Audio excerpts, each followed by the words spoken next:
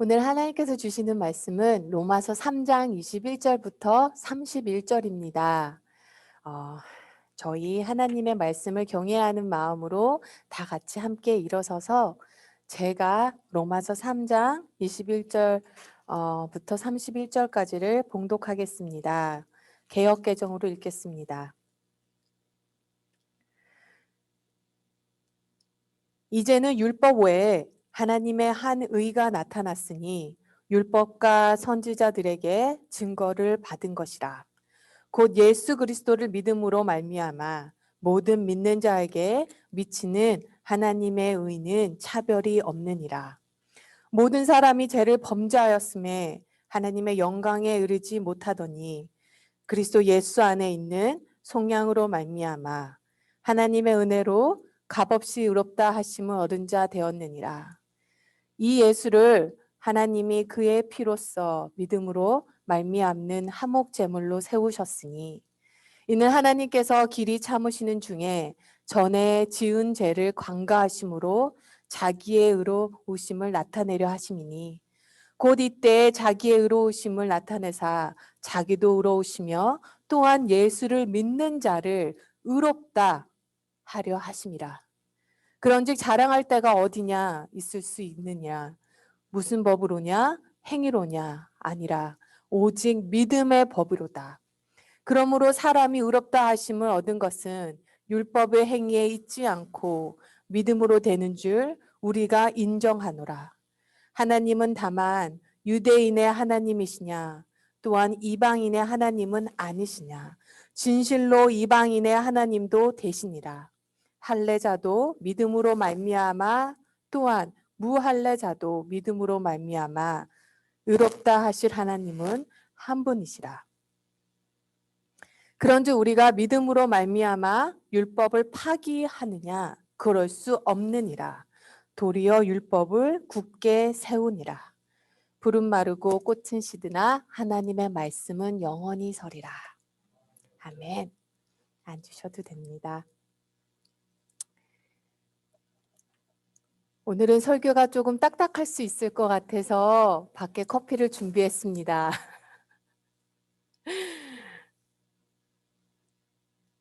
기도하겠습니다.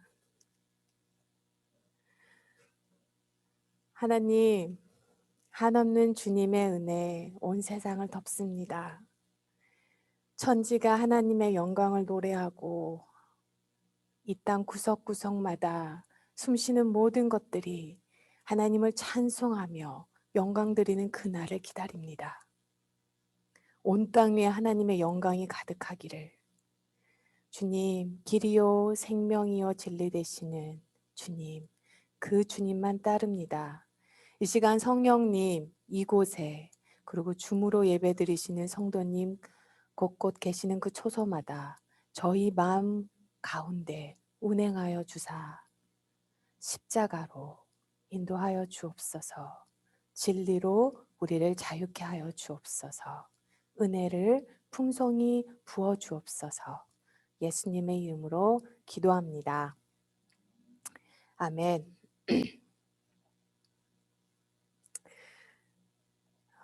로마서입니다. 로마서는 사실 저에게 되게 좀 특별한 책이기도 해요. 물론 모든 교회에게 그렇기도 하지만요.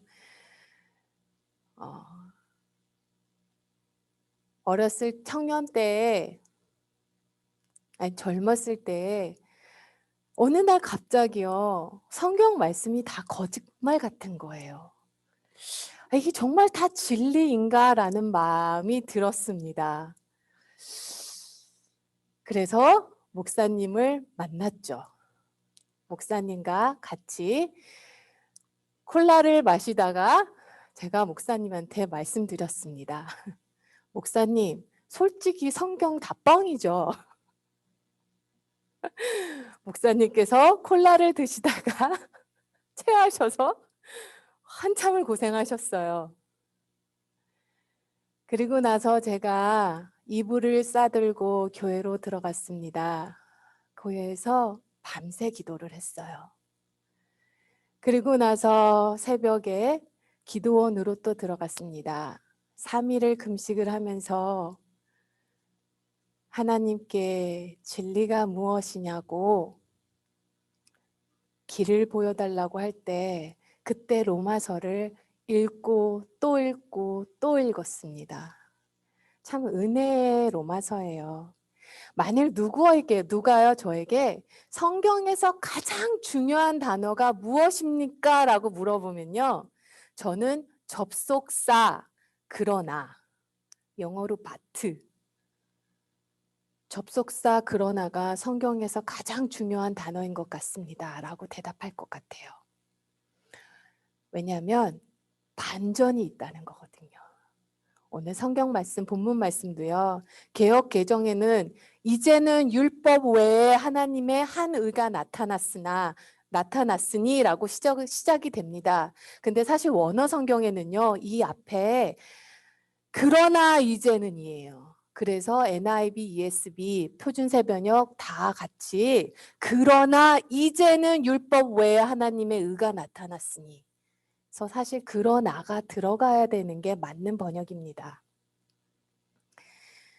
사도 바울이요 드디어 결론을 냈습니다. 3장 10절에서 의인은 없나니 하나도 없다는 거예요.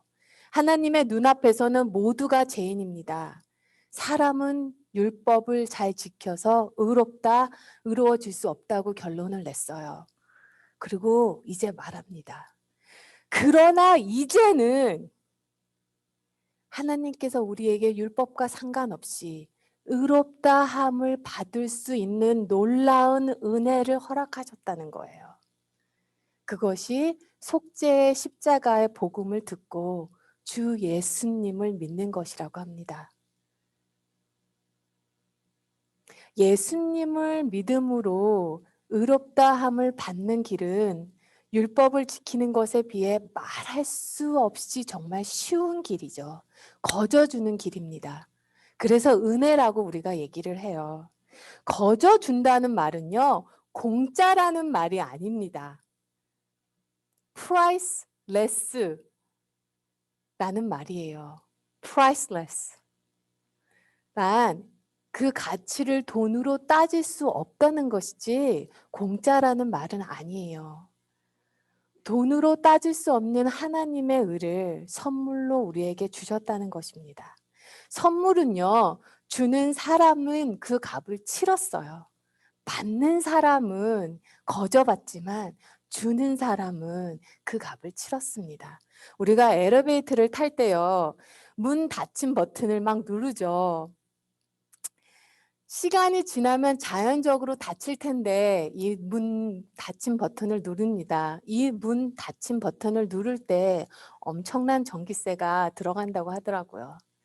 우리는 눌러요. 왜냐하면 우리에겐 공짜기 때문이에요. 만약에 그 문 닫힌 버튼을 누를 때마다 코로 2개씩 넣어야 된다면 그렇게 쉽사리 누리지 못할 거예요. 우리에게는 공짜인 이 엘리베이터의 문 닫힌 버튼이요. 우리가 누를 때마다 누군가는 그 대가를 치러야 하는 거예요. 누군가는 그 값을 지불하는 거죠. 이와 같이 우리에게는 거저 주셨으나 하나님은 엄청난 값을 지불하셨다는 것입니다. 그 값은요. 하나님께서는 아들을 죽음에 내어놓는 고통이고 우리 주 예수 그리스도의 죽음입니다. 이것을 믿는 순간 그 순간 하나님은 우리와 함께 하신다고 선언하셨어요. 예수 그리스도를 믿는 그 순간 하나님의 진노 아래가 아닌 은혜 아래로 옮겨진다는 것입니다. 이것이 아버지의 사랑의 결과예요. 갈라디아서 3장 10절을 보면요. 이런 말이 있습니다. 모든 사람은 누구나 다 저주 아래에 있다고 합니다. 창세기 3장 죄가 들어옴부터는요. 모든 사람이 저주 아래에 있다고 했어요. 로마서 1장에서는 모든 사람이 하나님의 분노 아래에 있다고 했습니다. 그리고요. 그리스도께서 우리를 위하여 저주를 받은 사람이 되심으로써 우리가 저주에서 은혜로 옮겨졌다고 합니다. 교회를 아무리 오래 다녔어도 부모님이 아무리 오래 신앙생활을 했어도 C.S. 루이스나 바노프 책을 얼마나 읽었는지 중요하지 않습니다. 엄청난 양의 성경 구절을 외웠어도 그리스도 안에서 구원에 이르는 믿음이 없다면 여전히 저주 아래에 있는 사람입니다. 하나님이 나를 어떻게 보시는지 그거를 모르는 사람은요, 여전히 하나님의 저주 아래에 있는 사람입니다. 성경은 그렇게 말하고 있어요. 성경은 그러나 이제는 그리스도 예수가 우리를 위하여 저주받은 사람이 되었으므로 그 이름을 믿는 자 하나님의 진노 아래에서 은혜 아래로 옮겨졌다고 합니다. 그런데 이처럼 예수님을 믿으면 의로워지는 놀라운 구원의 축복은요, 갑자기 나타난 게 아닙니다. 하나님께서 야, 얘들아, 내가 너희들을 율법으로 정말로 구원하려고 했는데 야, 너희들 하는 거 보니까 이거 도저히 안 되겠다. 야. 플랜 B다. 그래서 예수님을 보내신 게 아니라는 거예요. 창세기 3장부터요.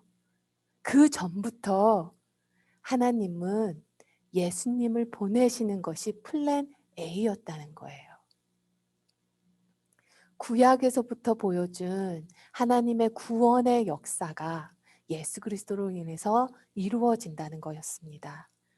21절 말씀, 그것은 율법과 예언자들이 증언한 것이라고 했어요. 구약의 제사가 다 그런 것입니다. 구약의 제사의 법의 핵심은 뭐냐면요, 제사를 드리는 사람이요, 자신의 죄를 제물에 전가한 다음에 그 제물을 죽여버리는 거예요. 이때 하나님께서는요, 제사를 드리는 사람과 희생 제물, 피 흘려 죽어가는 희생 제물을 동일시하기로 하나님께서 약속하셨어요. 제물이 피 흘려 죽으면 제사를 드리는 사람이 죽는 것으로 간주하신다고 하셨습니다. 죄인은 그것을 믿기만 하면 된다는 거예요. 그리고 다시 하나님과 화해가 이루어지는 진 삶을 살아가면 되는 거죠. 어떤 분들은 구약에서 하나님은 심판의 하나님이시고 신약의 하나님은 사랑의 하나님이라고 말씀하시는데요. 구약의 하나님도 은혜의 하나님이시고 신약의 하나님도 은혜의 하나님이세요. 그것이 구약의 속죄 제사에 나타나 있는 것입니다. 구약의 제사는요, 앞으로 예수님께서 오셔서 우리의 죄를 대신 짊어주시고 예수님의 십자가를, 그 십자가를 예표하는 것입니다. 3장 25절을요, 새 번역으로 읽어볼게요. 새 번역에서는 하나님께서는 이 예수를 속죄 제물로 내주셨습니다. 그것은 그의 피를 믿을 때 유효합니다. 26절, 예수를 믿는 사람은 누구나 의롭다고 하신다는 것을 보여주시는 것입니다. 예수님이 십자가에서 피 흘려 죽으셨습니다. 그 피로 내 죄가 깨끗이 씻임을 받았습니다. 저는 그것을 믿습니다. 그러면 하나님께서는 우리가 죽은 것으로 받아주신다는 거예요. 구약에서부터 내가 그렇게 하겠다는 것을 보여주신 것입니다. 그렇게 해서 우리 죄가 깨끗이 씻임을 받았어요. 그런데요, 여기서 끝나는 것이 아닙니다. 많은 분들이요, 우리가 천국에 들어갈 수 있는 이유가 죄 용서함을 받았기 때문이라고 생각을 합니다. 맞습니다. 맞아요. 그런데 거기가 끝이 아니에요. 예수님의 십자가의 죽음으로 우리의 죄가 깨끗이 씻임을 받았습니다. 그리고요, 예수님의 부활로 하나님의 의, 예수님의 의를 우리가 입었어요. 예수님 십자가에서 우리의 죄를 가져가시고요, 부활하심으로 예수님의 의를 우리에게 입혀주셨다는 것이에요. 그게 십자가 복음입니다. 그래서 하나님께서는요, 나를 볼 때 예수님의 의를 보시는 거예요. 그래서 의롭다고 인정해 주시는 것입니다. 이 놀라운 은혜가요, 모든 사람에게 허락되었다는 거예요. 율법을 가진 사람이든 율법을 가지지 않은 사람이든 모두에게 허락되었다는 것입니다. 만일요, 십자가 복음이요, 우리가 죄 용서받는 것만으로 끝난다면요, 죄 용서받은 후에 아주 열심히 선한 일을 해서 하나님의 거룩함에 그 스탠다드에 맞을 정도로 열심히 선한 일을 해서 천국에 가야 되는 거예요. 그렇다면요, 은혜로 시작해서 행위로 끝나는 거예요. 시작은 하나님께서 시작했지만 마무리는 우리가 해야 된다는 얘기인 거죠. 그런데 성경은 그렇게 말씀하지 않으세요. 죄를 씻어주시는 것도 하나님이시고 우리에게 의롭다고 하심을 주심도 하나님이시라는 것입니다. 죄 용서함도 하나님으로부터 온 거고 의롭다 함도 하나님께로부터 온 거고 우리 안에 성령님을 보내주심으로써 그 일을 완성하시는 것도 하나님이라고 하시는 거예요.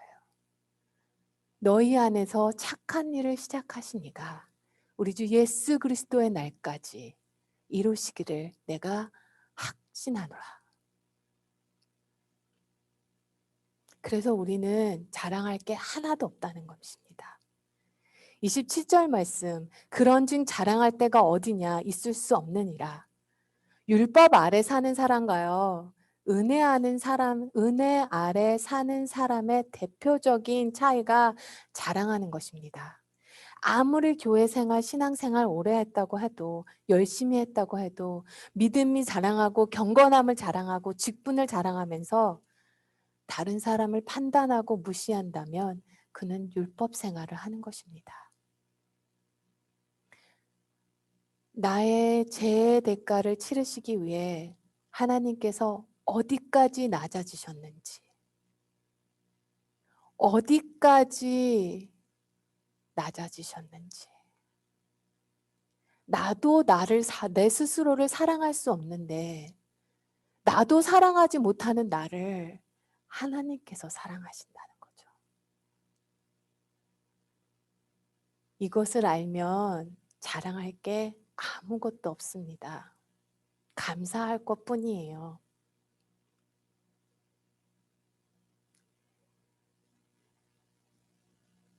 저는요, 사람은 누구나 축축한 지하실을 가지고 있다고 생각을 합니다. 저 역시도 그래요. 적당히 어느 정도 진짜로 심신이 피곤한 날, 어느 정도 배고픈 날, 어느 정도 정말로 힘든 날, 완전히 무방비 상태에 있었을 때 누군가가 나에게 탁 걸리는 것을 딱 하면요. 나도 모르게 내 안에 있는 아주 축축한 그 지하실이 드러나서 나도 모르는 나를 보게 되는 거죠. 어떤 분이 그런 말씀을 하시더라고요. 사람은 누구나 축축한 지하실이 있다. 우리가 바퀴벌레를 볼 때 갑자기 불을 확 켜면 바퀴벌레들이 숨을 곳을 몰라서 확 정신없이 돌아다니는 것처럼 사람도 누구나 그런다는 거죠. 적당한 타이밍에 무방비 상태의 말 한마디에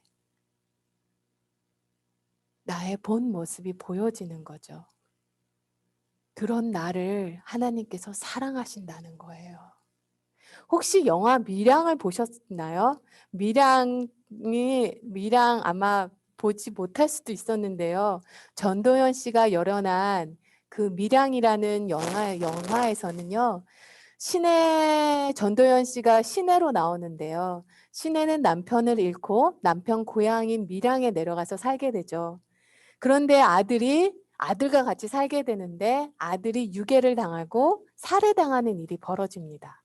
슬픔과 번민에 휩싸인 시내는 우연히 부흥회에 참석하게 돼서 신앙을 갖게 되죠. 그리고 성경 말씀에 원수를 용서하라는 하신 대로 아들을 죽인 유괴범을 용서하기 위해 교도소에 찾아갑니다. 근데 교도소에 찾아갔는데 찾아가서 시내가 유괴범에게 그 살인자에게 하나님의 사랑으로 당신을 용서하러 왔다고 하자 유괴범은 너무나 평안한 얼굴로 하는 말이 나는 용서받았다. 하나님께서 직접 나의 모든 죄를 용서해 주셨다라고 말을 했습니다. 그 말을 들은 시내가요. 충격을 받고 교도소에 나와서 쓰러지죠. 내가 용서하지 않았는데 어떻게 하나님이 그를 용서할 수 있느냐.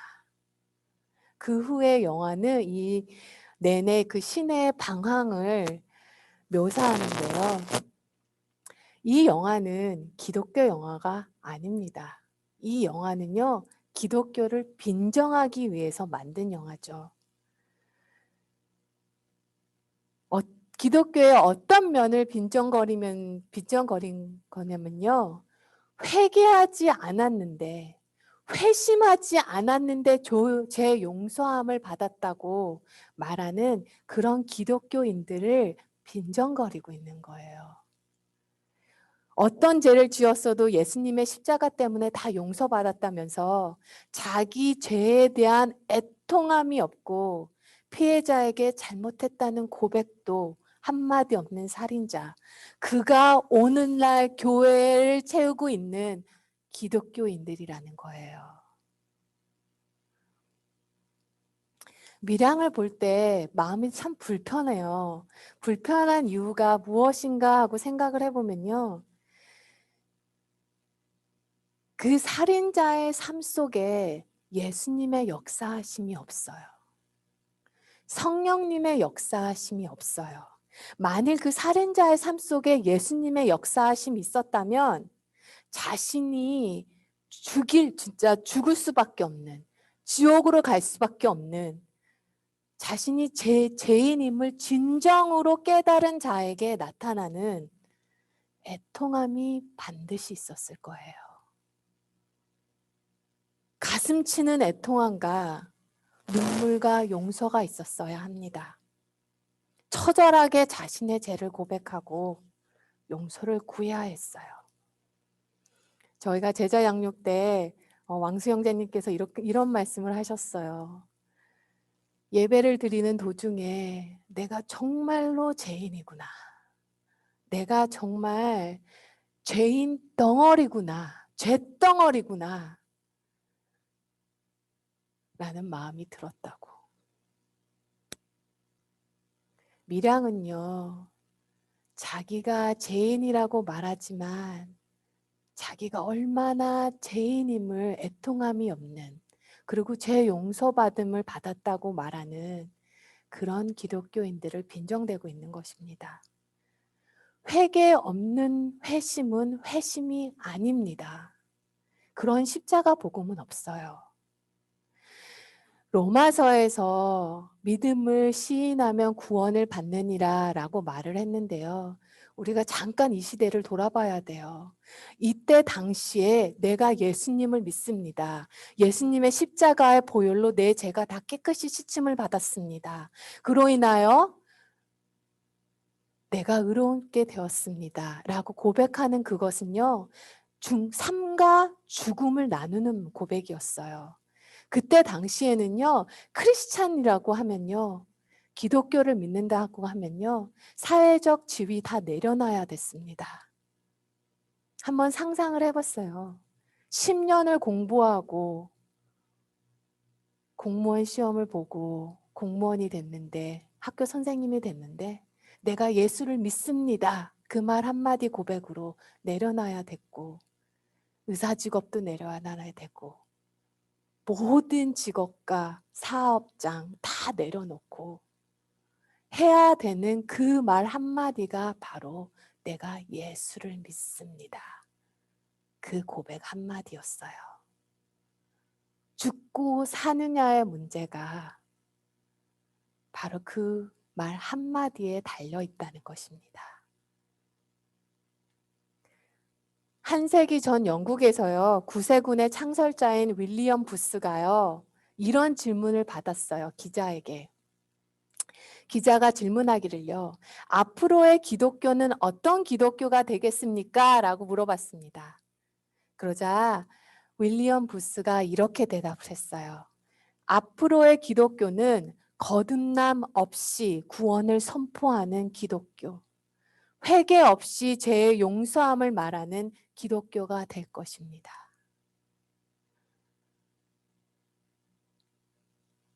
C.S. 루이스는요, 회개 없는 회심을요, 이렇게 표현했어요. 하나님께 회개하지 않고 당신께 돌아가게 해주소서 라고 구하는 것은요, 당신께 돌아가지 않으면서도 돌아가게 해주소서 라고 말하는 것과 같다고. 이런 일은 당연히 있을 수가 없죠. 이제 왜 영화 밀양이 만들어졌는지 좀 이해가 되시나요? 회심 없는, 회개 없는, 죄 용서함을 받은 기독교인들. 믿음의 또 다른 오해가 뭐냐면요, 믿는 사람은 하나님의 말씀을 지키지 않아도 된다는 것입니다. 요즘에도 이 도를 전하시는 분들이 계시죠. 믿음을 하나님의 말씀을 지키는 것과 별개라고 여기는 것. 사람들이 사도 바울에게 묻습니다. 우리가 율법으로 구원받는 것이 아니고 믿음으로 구원받았으니 이제 율법에 순종할 필요가 없지 않느냐. 하나님의 말씀대로 살 필요가 없지 않느냐. 라는 이 질문에 사도 바울이요, 대답을 합니다. 그럴 수 없느니라. Not at all. 그리고 다 바울이요, 한마디를 더 붙여서 대답합니다. 31절. 도리어 율법을 굳게 세우느라. 믿음으로 구원받은 것은 오히려 하나님의 말씀에 더욱 순종하게 만든다는 거예요. 구원받은 믿음은 반드시 사랑으로 증명되게 된다는 것입니다. 믿으면 순종하게 된다는 거예요. 왜냐면요, 믿음은요, 예수님과 우리를 온전케 하나로 묶어주는 끈이기 때문이에요. 그리고 우리는 예수님께서 십자가에서 죽임 당하시기까지 나를 사랑한다는 것을 믿습니다.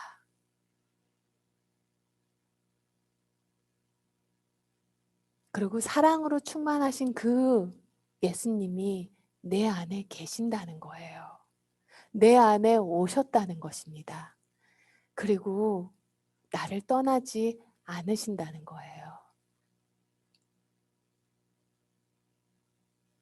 그것을 정말로 믿는다면 용서와 사랑의 사람이 되는 것이 마땅하죠. 타임즈가 현존하는 가장 위대한 선교사로 선정한 스탠리 존스 선교사님이 있습니다. 제가 이분을 예로 들은 것은요, 이분이 아주 어린 나이에 회심을 했기 때문이에요.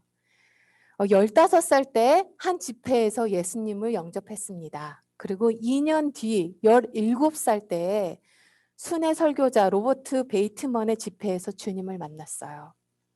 스탠리 존슨은요, 부흥의 3일째 되는 날 밤에 집회에 참석하기 전에 집에서 출발을 하기 전에 침대 옆에서 무릎을 꿇고 기도를 했다고 합니다. 아주 짧은 기도였어요. 너무나 간절한 기도. 이제까지 드렸던 기도보다 더 간절한 짧은 기도, 신실한 기도를 드렸다고 합니다. 이 말 한마디였어요. 예수님, 오늘 밤 저를 구원하소서.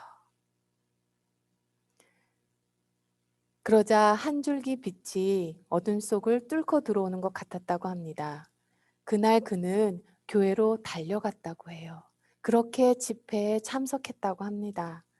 그리고 한 번도 앉아본 적이 없는 이 맨 앞자리에 앉았다고 해요. 저희가 공부를 할 때도 교수님이 침이 튀기는 그 앞자리가 제일 좋은 자리거든요. 은혜의 자리. 설교가 끝나자 기도의 제단에 가장 먼저 달려가서 무릎을 꿇기도 전에 천국이 그의 영 속으로 들어오는 것을 느꼈다고 합니다. 주님이 마음에 들어오신 거예요. 그의 마음에 이런 놀라운 변화가 생겼다고 했습니다. 첫째, 하나님께 용서받았다는 느낌이 강하게 들었다. 둘째, 본향으로 돌아왔다는 느낌을 받았다. 셋째, 삶의 목표와 방향이 분명해지는 거며 목적을 찾았다는 느낌이 들었다. 넷째, 혼자가 아니다. 늘 함께 하시는 분이 있다는 것을 알았습니다. 다섯째, 온전해졌다는 느낌이 들었다. 여섯째, 은혜를 받았다는 느낌이 들었다. 그리고 나서 그때 이런 고백을 했다고 합니다. 주님, 나는 이제 주님의 것입니다. 소외감, 고아나 다름없다는 느낌은 사라졌습니다. 나는 주님과 화해하였습니다. 무릎을 펴고 일어서자 세계를 부둥켜 안고 모든 사람과 함께 기쁨을 나누며 나의 남은 생을 보내리라 결심했다. 전에는 꿈도 꾸지 못했던 것이다. 사실 이 간증은요, 저의 간증이기도 해요. 나도 나 스스로를 사랑할 수 없는데 하나님께서 그런 나를 사랑하신다고 하셨어요. 그 사랑에 무릎을 꿇고 그리고 주님께 나아갔습니다. 그리고 주님은 한 가지 마음을 보내주셨어요. 땅끝에서 가난과 질병으로 죽어가는데 이 땅의 삶도 고되고 힘겨운데 주님마저 몰라 영원한 죽음에 들어가는 그 백성들, 그 사람들 중에 한 사람이라도 단 한 영혼이라도 주님 앞에 인도할 수 있다면 이미 풍성한 삶을 살고도 남는 거죠. 어느 분의 간증을 함께 나누고 설교를 마무리하려고 합니다. 이분이 이렇게 말씀하셨어요. 92년 1월에 결혼을 하고 12월에 아들을 낳고 3주 만에 하늘나라로 갔습니다. 2번 유산 후에 3년 만에 딸을 낳고 6개월 만에 하늘나라로 갔습니다. 3년 후 어렵게 딸을 낳아 건강하게 지혜롭게 잘 자라서 지금은 대학교 3학년입니다.